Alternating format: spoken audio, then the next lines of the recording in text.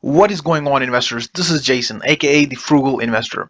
Charlie Munger is one of my heroes. I follow his advice, the way he thinks, the way he operates, not only in my personal life but also in investing life. And it has helped me a lot get from where I was to where I am today. These are the heroes that I stand on the shoulders of, that I've learned from, that I've watched over and over and over and adopted their mental models into my personal life and my investing life. In this video, I will give you guys a short glimpse into how Charlie Munger thinks, some of his advice on how to get rich, some of his advice on how to swim when the tide is against you or when it's with you, how to go through life and investing. If you like it, please like and subscribe to the channel. Also, I would highly suggest checking out Charlie Munger's book, Poor Charlie's Almanac. It's really good. If it'll give you a framework, some principles on which you can lay your life on, a basic framework, basic mental model where you can start thinking around those models and base your life around that. And I can guarantee you it will change your life upside down. It'll make you a completely different person and a very successful one at that. One of the most fascinating things I found about Charlie and Warren Buffett is their advice on limited opportunities in life. In life, we only get so many opportunities. For me, COVID crash was one of those. For you, it might be something else, but we only get limited of those. And when you get them, you hang on to them and you fight with them and you win at that. That is the most fascinating thing I find, advice I find about from Charlie and Buffett, and I've used it in my life over and over and over. There are only so many opportunities. If someone says that you in life you get a lot of opportunities, I do not think that's true. In investing, there are only so much opportunities, and you have to make sure that you use them wisely. And that is why value investing works. Value investing works because if you are always looking for undervalued businesses and you're always looking for great opportunities and you find one of them, you make sure you stick to it. You make sure you stick to it and you harness everything in it. For example, just a simple example, Alibaba.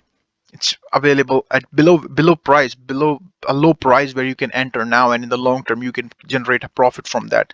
Just one example, but just to give you an idea, buy low, get into the right opportunity at the right time, and sell high, or don't sell at all. If it's a good business, keep it for life. So, with that said, let's get started. Of controlling the costs and living simply, and that was the secret. How much money? Warren and I had tiny little bits of money. We always underspent our incomes, and we invested, and if you live long enough, you end up rich. It's not very complicated. And now there is a part of life which is, how do you scramble out of your mistakes without them costing too much? And we've done some of that too. And if you look at Berkshire Hathaway, think of its founding businesses: a doomed department store, a doomed New England textile company, and a doomed trading stamp company. Out of that came Berkshire Hathaway. Now, we handled those losing hands pretty well when we bought into them very cheaply. But of course, the success came from changing our ways and getting into the better businesses. And it isn't that we were so good at doing things that were difficult. We were good at avoiding things that were difficult, finding things that are easy. By the way, when we bought the Daily Journal, that was easy. And what we're doing now in this software business is difficult. But due to the accident of these good associations and the fact that these old colleagues have lived so long, we're doing pretty well in the new business. It has potential. And it's fun to do. And how many declining newspapers have hundreds of millions of marketable securities lying around and a new business with some promise? We're like the last of the Mohegans. It's for Jerry. Oh. The other great secret is that we're good at lifelong learning. Warren is so much better in some ways in his 70s and 80s than he was younger that it's almost awesome. If you keep learning all the time, you have a huge advantage. And we both just like it. And we have a wonderful group of friends, really wonderful. From whom we can learn a lot. Yeah. One of these guys at the Berkshire meeting from one of the foreign publications said, why do a couple of guys in a little place in Omaha do so much better than all these powerful minds in great institutions? And I said, well, I think Warren and I know the edge of our competency better than other people do. And that's humility in the Tumbrello sense, and that is a very important thing to know. I say over and over again, it's not a competency if you don't know the edge of it. You are a disaster if you don't know the edge of your own competency.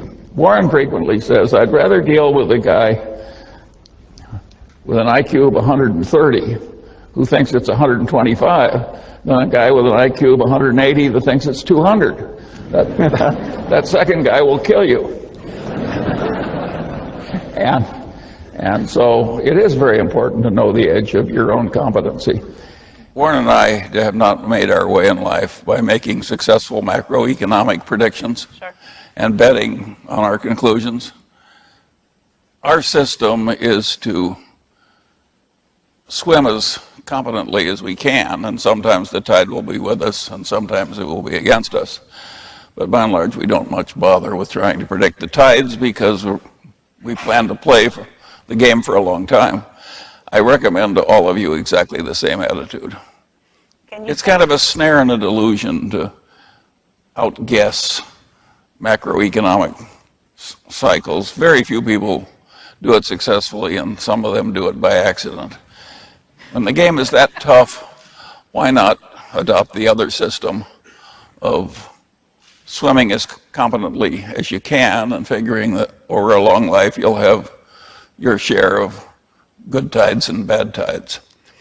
I think you can count on more booms and busts over your remaining lifetime.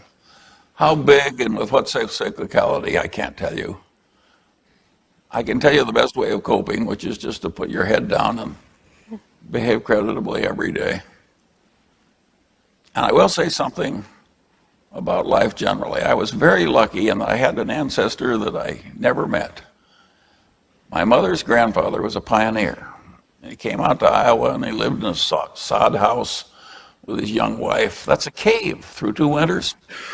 And he literally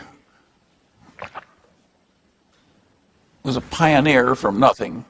And he rose finally to where he controlled the leading bank in the town and was a very reputable citizen and a very charitable man. He joined Andrew Carnegie and gave the town library to Algona. My grandfather made him do it, my great-grandmother. He never would have done it by himself. And he made him put his giant tarpon in the library as part of the gift. So always amused me to go by that library and see this giant tarpon. So eccentrics come naturally in my family. But at any rate, having wrested the success from hardship and danger and trouble when he was a captain in the Black Hawk Wars, I mean, he was literally a soldier and part of this. He had this theory looking back at his long life with this unusual success. And he owned a bunch of farms at the end that he leased to Germans. But you couldn't lose money leasing a farm to a German in Iowa. Naturally, he was successful. But what he said over and over again to his grandchildren, including my mother, was that real opportunities that come to you are few. It's a very fortunate life that is just bathed in opportunity all the way. Most people just get a few times when they can make a huge difference by seizing a huge activity.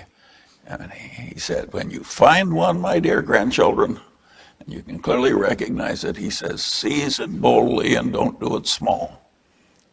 And my mother, who wasn't interested in finance, but liked to talk the family, she liked to transmit the family quirks.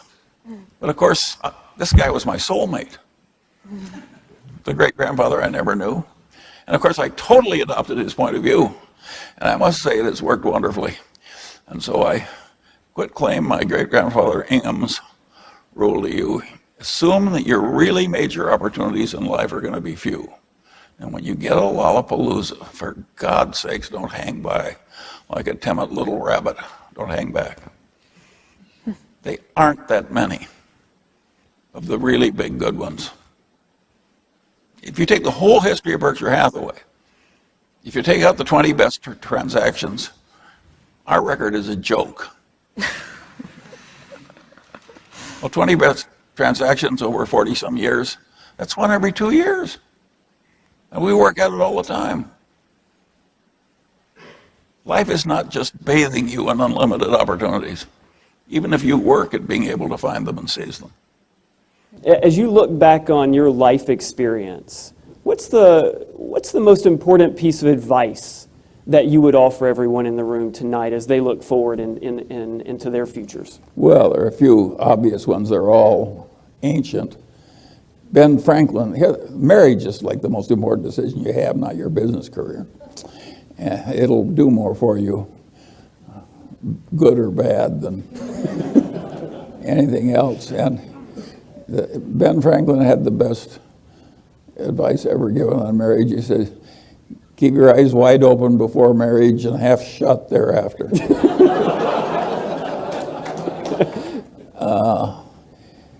It's amazing how if you just get up every morning and keep plugging and have some discipline and keep learning, and it's amazing how it works out okay.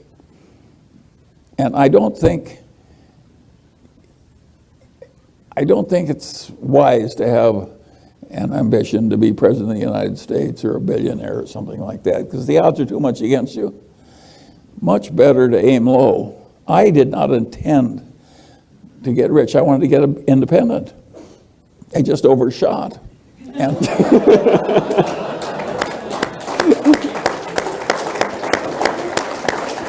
and by the way, while you're clapping, some of the overshooting was accidental. There's a big, you can be very deserving and very intelligent and very disciplined, but there's also a factor of luck that comes into this thing. And the people who get the outcomes that seem extraordinary, they're the people who have discipline and intelligence and good virtue, plus a hell of a lot of luck. Why wouldn't the world work like that? So you shouldn't give credit for the unusual. A lot of the people, a friend of mine said about a colleague of his in his fraternity, he says, old George was a duck sitting on a pond and they raised the level of the pond. There are a lot of people that just luck into the right place and rise, and there are a lot of very eminent people who have many advantages, and they've got one little flaw or one bit of bad luck, and they're mired in misery all their lives. But that makes it interesting to have all this variation. If you find value out of this content, guys, please don't forget to like and subscribe. This is Jason, aka the Frugal Investor, signing out.